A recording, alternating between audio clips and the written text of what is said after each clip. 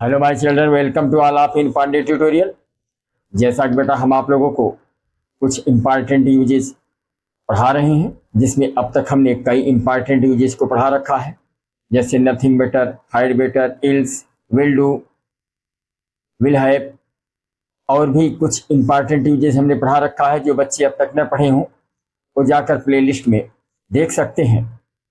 और अगर आपको बेटा यूजेस तैयार हो गया, अगर जनरल ट्रांसलेशन और यूजेस तैयार हो गया, आप आसानी से किसी भी प्रकार का कोई कॉम्पिटिटिव एग्जामिनेशन हो उसमें आप अच्छी तरह सफलता अर्जित कर सकते हैं। हिंदी से अंग्रेजी में आप उसको बना सकते हैं, इंग्लिश में आप टॉकिंग कर सकते हैं। आप हर जगह हर क्षेत्र में आपको सफलता मिलना शुरू हो जाएगी और आप अच्छी तरह अंग्रेजी बोलना और समझना सीख जाएंगे। क्योंकि अगर जब तक परिश्रम नहीं करोगे बेटा तब तक कुछ होने वाला नहीं, क्योंकि बिना परिश्रम कुछ मिलने वाला नहीं। परिश्रम करोगे तो निश्चित रूप से आप अपनी किस्मत की लकीरों को आप बदल सकते हो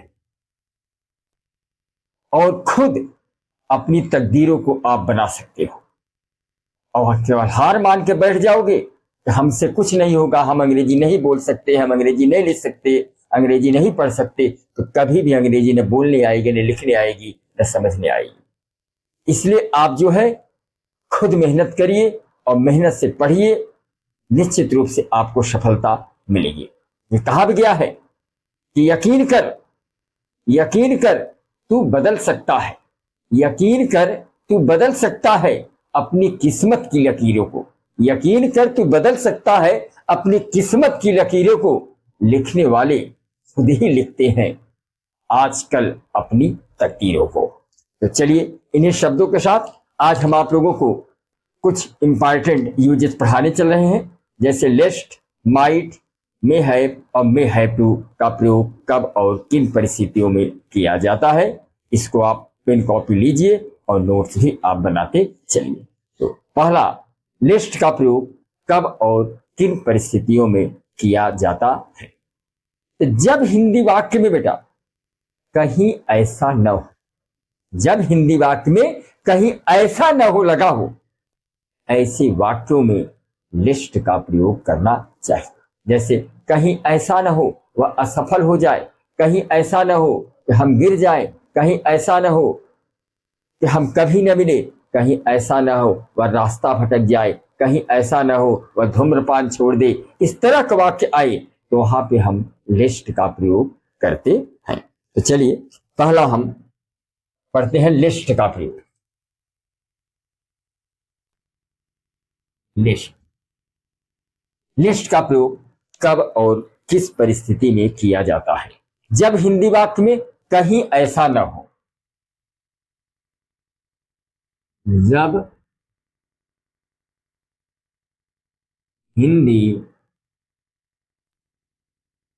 वाक्य में कहीं ऐसा न हो का प्रयोग किया गया हो, का प्रयोग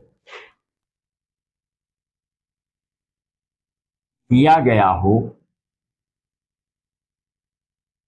ऐसे वाक्यों में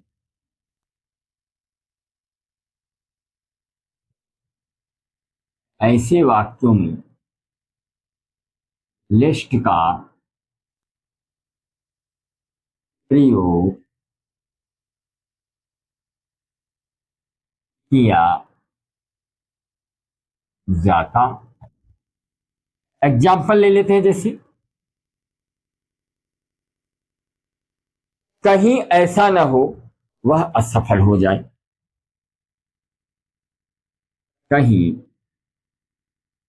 ऐसा न हो कि वह असफल हो जाए, असफल हो जाए।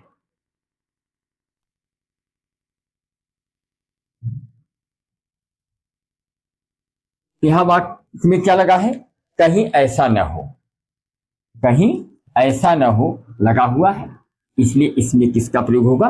लिस्ट का। इसका रूल क्या होता है बेटा? इस तरह के वाक्यों का हिंदी से अंग्रेजी में चेंज करने का एक बहुत प्यारा सा रूल होता है। वह रूल क्या होता है बेटा? सबसे पहले लिस्ट लगाते हैं, उसके बाद सब्जेक्ट लगाते हैं, फिर शुड लिखते हैं। सबसे पहले लिस्ट, उसके बाद सब्जेक्ट, सब्जेक्ट के बाद शुड, शुड के बाद वर्ब का first form, object, other word और फुल स्टॉप। यह है बेटा बहुत प्यारा सा फार्मूला है जो है इसका हिंदी से इंग्लिश में चेंज करिए।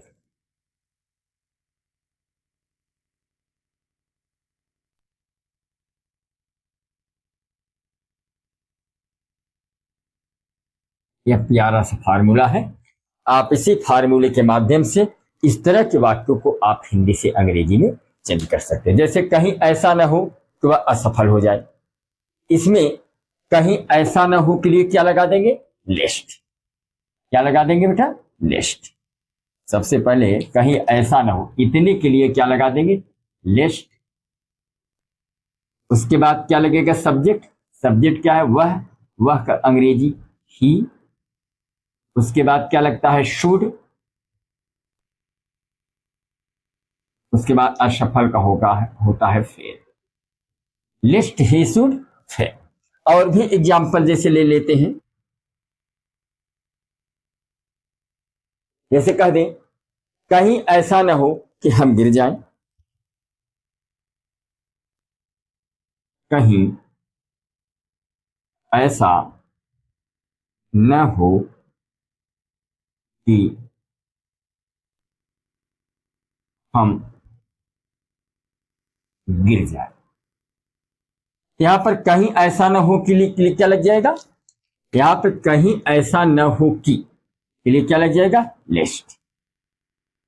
उसके बाद सब्जेक्ट क्या है? हम का अंग्रेजी वी। उसके बाद क्या लगता है? Should. Yes H O U L, we should fall, we should fall. जैसे संभल कर चलो, संभल कर चलो, कहीं ऐसा ना हो कि तुम गिर जाओ। संभल कर चलो, संभल कर चलो, कहीं ऐसा न हो कि तुम गिर जाओ। तो यहां पर संभल कर चलो का अंग्रेजी क्या होगा? Walk carefully.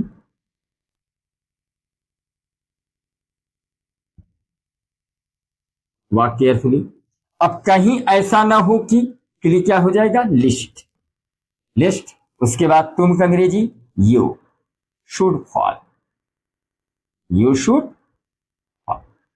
एक वाक्य मैं दे रहा हूं, इसका आपको ट्रांसलेट करना है और कमेंट बॉक्स में लिखना है। जैसे कहीं ऐसा न हो कि लैंप बुझ जाए, कहीं ऐसा न हो कि लैंप बुझ जाए।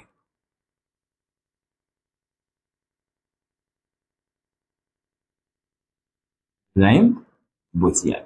इसका आपको हिंदी से इंग्लिश में ट्रांसलेट करके कमेंट बॉक्स में लिखना है। चलिए इसका स्क्रीनशॉट ले लीजिए, फिर अगले यूजेस को बताते हैं माइट का प्रयोग। चलिए अगला इंपॉर्टेंट जो यूजेज है उसका नाम है यूज ऑफ माइट। माइट का प्रयोग कब और किन परिस्थितियों में किया जाता है?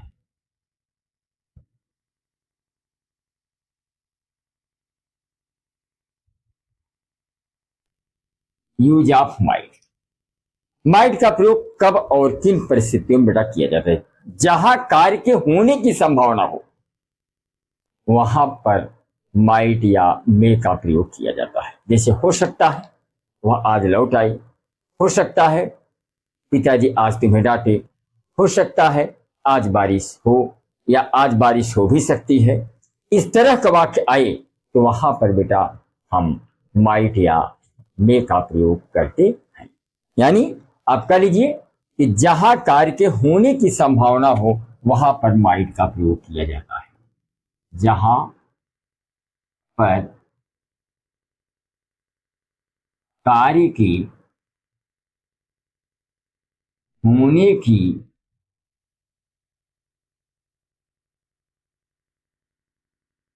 यहां पर कार्य के होने की संभावना हो वहां माइट या मे का प्रयोग किया जाता। जैसे एग्जाम्पल ले लें हम, हो सकता है वह आज लौट सकता हो सकता है वह आज लौट सकता हो सकता है वह आज लौट आए हो सकता है वह आज लौट आए। यहां पर संभावना व्यक्त की गई है, उसके लौटने की संभावना व्यक्त की गई है। हो सकता है कि वह लौट आए। हो सकता है कि आज पिताजी तुम्हें पीटे हो सकता है आज पिताजी तुम्हें पीटे।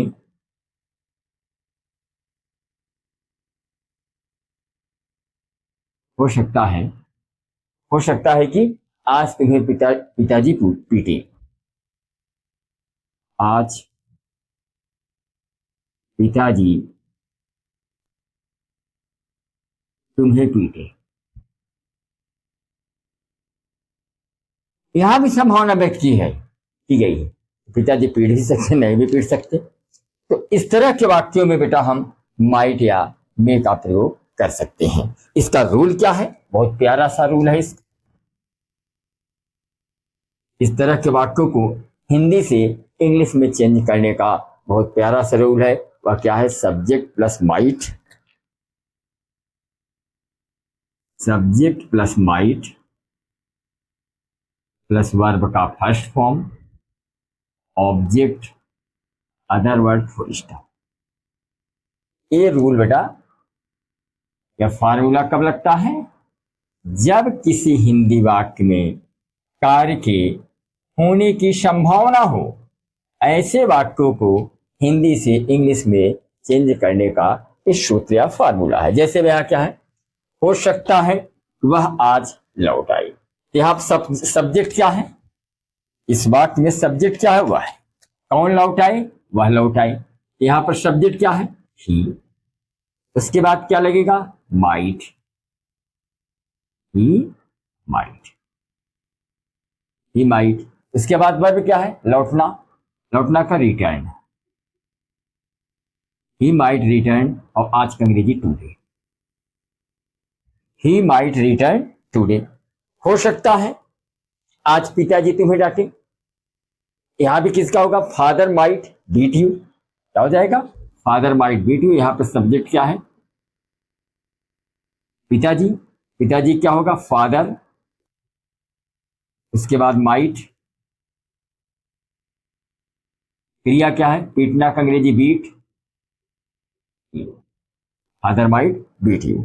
और भी जैसे एग्जाम्पल है बेटा कि आज बारिश हो भी सकती है।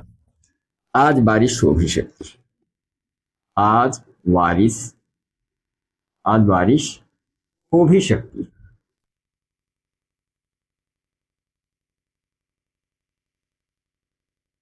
इसका क्या होगा? यहां पर सब्जेक्ट उपलब्ध नहीं है, तो जहां पर सब्जेक्ट उपलब्ध नहीं होता वहां पर किसका प्रयोग होता है? इट का।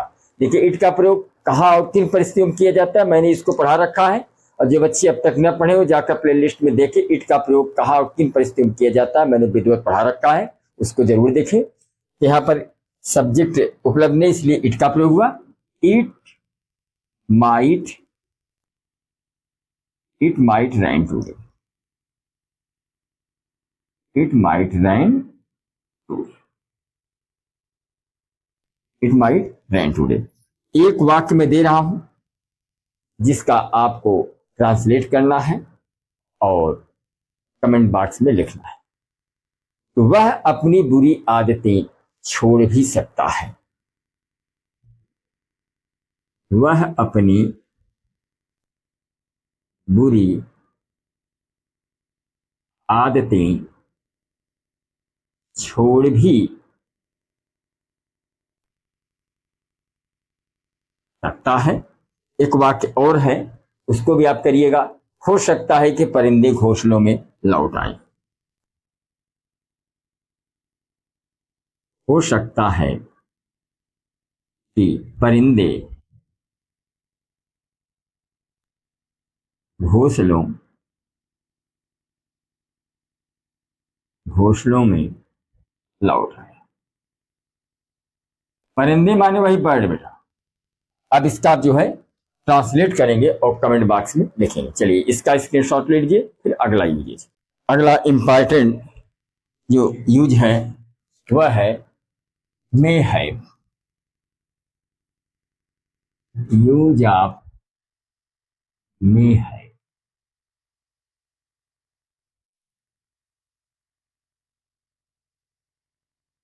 मे हैव का प्रयोग कब किया जाता है?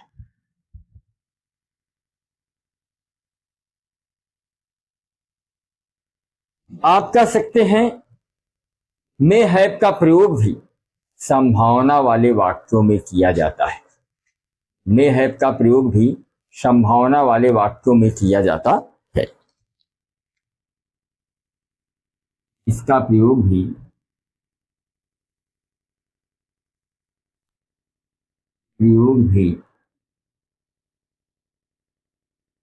संभावना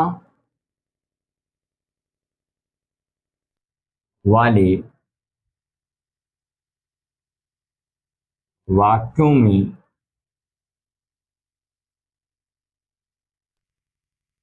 किया जाता है। जैसे किस तरह की संभावना बेटा? जैसे तुमने तो मेरा नाम सुना ही होगा। उसने अपनी कार बेच दी होगी। उसने परीक्षा पास कर ली होगी। उसने विद्यालय छोड़ दिया होगा। इस तरह के वाक्य आए बेटा, वहां पर हम मे हैव के साथ वर्ब का थर्ड फॉर्म लगाते हैं। इसका रूल क्या होता है बेटा? जैसे एग्जाम्पल ले लेते हैं। तुमने तो मेरा नाम सुना ही होगा। तुमने तो मेरा नाम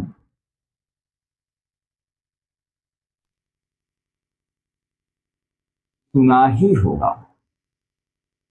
देखिए इसमें भी संभावना व्यक्त की गई इस वाक्य में। यह किसका प्रयोग होगा? मे है का। इसका रूल क्या होता है? इस तरह के वाक्यों को बेटा हिंदी से अंग्रेजी में चेंज करने का एक बहुत प्यारा सा रूल होता है।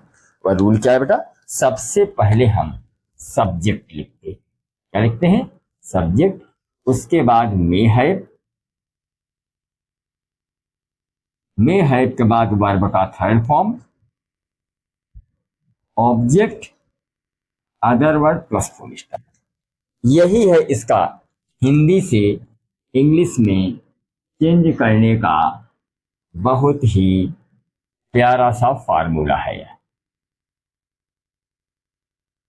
अब जैसे तुमने तो मेरा नाम सुना ही होगा, इसमें सब्जेक्ट क्या बेटा? तुमने। तुमने का अंग्रेजी क्या हुआ? यू। अब उसके बाद क्या लगेगा? मे है। यू मे है। उसके बाद वर्ब क्या है? सुनना।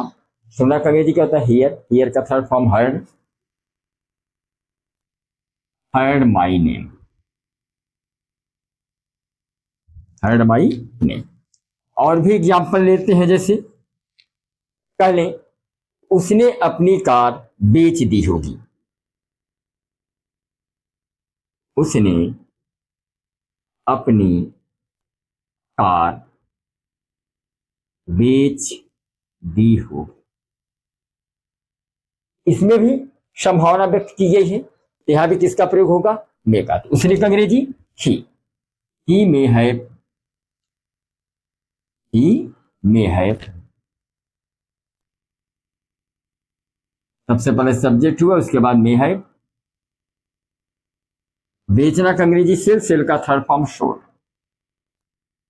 Should his cart. और भी अगर हम देखें, जैसे कह दें कि चांद निकल आया होगा, चांद निकल आया होगा।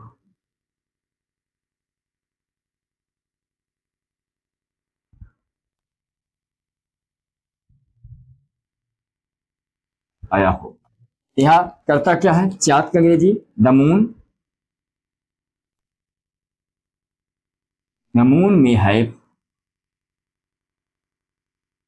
राइज, माने निकलना, राइज का third form risen. The moon में है रीजन, चांद निकल आया होगा। अब कुछ वाक्य में आपको दे रहा बेटा, इसको आपको इसी फार्मूले के आधार पर हिंदी से इंग्लिश में ट्रांसलेट करना है और कमेंट बॉक्स में लिखना है। जैसे कोहरा हट गया होगा, कोहरा हट गया होगा।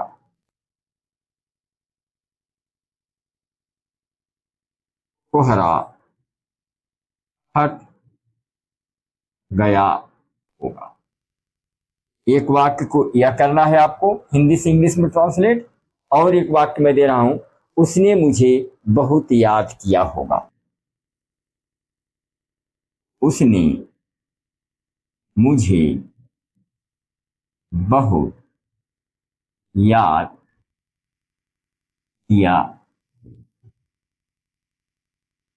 और भी अगर आप करना चाहे तो करिए, और कमेंट बॉक्स में जरूर लिखिएगा बेटा, उसने विद्यालय छोड़ दिया होगा। उसने विद्यालय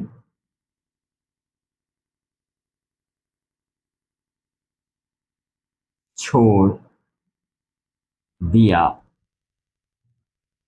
इसको आप हिंदी से इंग्लिश में ट्रांसलेट करेंगे और कमेंट बॉक्स में लिखें। चलिए इसका स्क्रीनशॉट ले लीजिए, फिर अगला यूजेज बताते हैं। चलिए अगला इंपॉर्टेंट जो यूज है वह है बेटा, मे हैव टू का प्रयोग कब और किन परिस्थितियों में किया जाता है।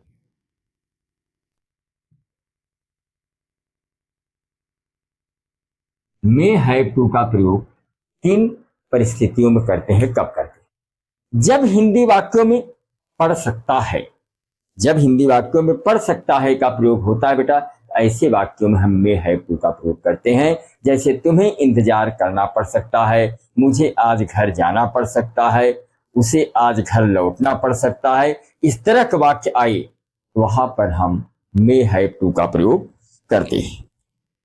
यानी जब हिंदी वाक्य में, आप कह लीजिए कि जब हिंदी वाक्यों में पढ़ सकता है, जब हिंदी वाक्यों में पढ़ सकता है, पढ़ सकता है, जब हिंदी वाक्यों में पढ़ सकता है का प्रयोग किया जाता है, का प्रयोग किया जाता है, ऐसे वाक्यों में,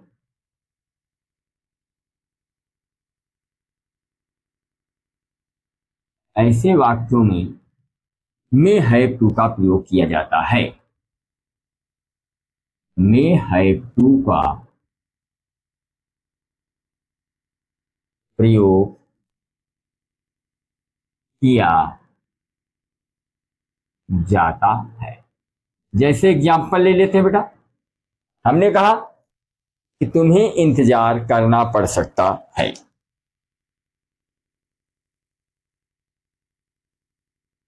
तुम्हें इंतजार करना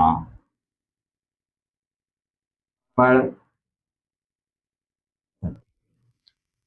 यहां किसका प्रयोग है बेटा, मे हैव टू का प्रयोग। और इसका रूल क्या होता है बेटा, इस तरह के वाक्यों को हिंदी से इंग्लिश में चेंज करने का बहुत प्यारा सा रूल है। वह रूल क्या है, रूल देख लेते हैं। सबसे पहले बेटा इसमें सब्जेक्ट, सब्जेक्ट के बाद मे हैव टू, उसके बाद वर्ब का first form, object, other word plus full stop. यह है बेटा हिंदी से इंग्लिश में चेंज करने का बहुत ही प्यारा सा फार्मूला।